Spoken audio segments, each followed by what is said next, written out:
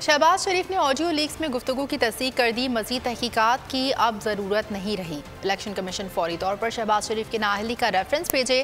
फवाद चौधरी का मुतालबा। शाह महमूद कुरैशी ने कहा कि अभी मजीद इंकशाफात होने हैं।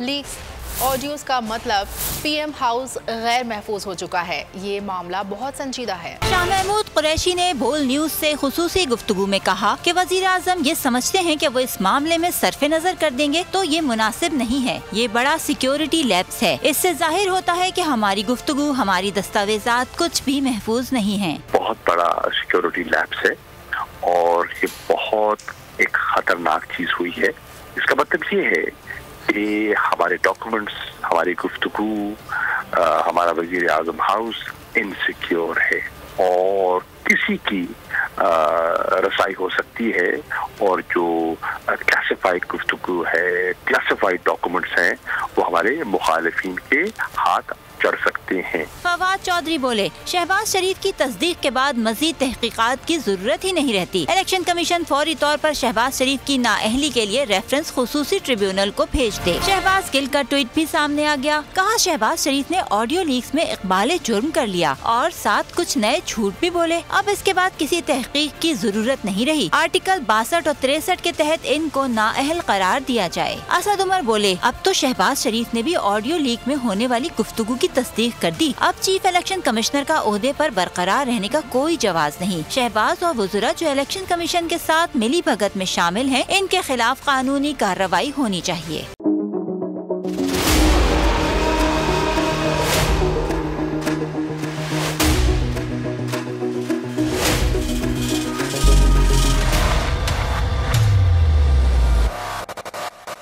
सबसे ज्यादा व्यूज, सबसे ज्यादा रील्स और सबसे ज्यादा रेटिंग के साथ बोल अब भी नंबर 1 पोजीशन पर बरकरार।